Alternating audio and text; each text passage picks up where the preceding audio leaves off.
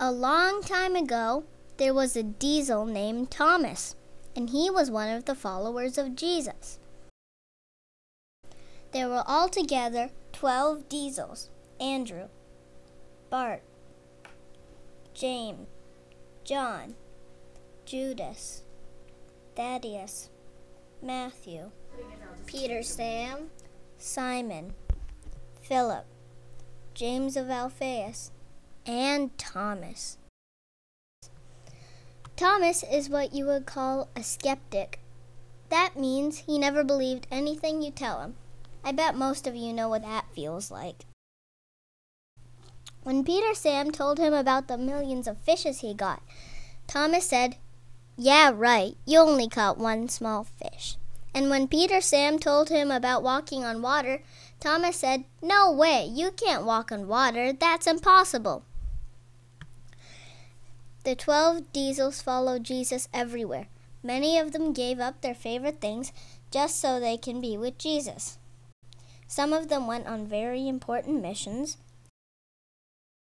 Some of them helped the poor and sick and the needy. And some of them betrayed Jesus when he needed them the most.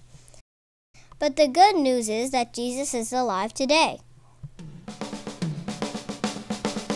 Na na na.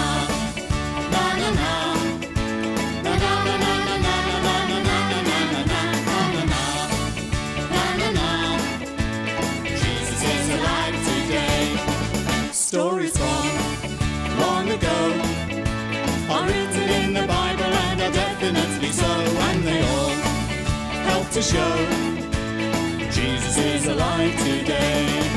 Na na na, na na na, na na na na na na na na na na na. Jesus is alive today. Stories from long ago are written in the Bible and are definitely so, and they all help to show Jesus is alive today. Na na na, na na na, na na na na na na na na na na na na. Jesus is alive today. Wow, isn't that exciting? The 10 disciples were filled with joy. Jesus was alive again. They found Thomas and told him the good news. How do you think Thomas acted when he heard this? I bet he didn't believe them. Thomas said, "Except I shall see in his hands the print of the nails, and put my finger into the print of nails, and thrust my hand into his side, I will not believe." A week later, when Thomas finally saw Jesus, Jesus said to him, "Put your finger here. See my hands. Stop doubting and believe." As Thomas's fingers touched Jesus where he was wounded, his hands, his feet, and his side, Thomas broke down and cried. "You are my Lord and my God," Thomas cried.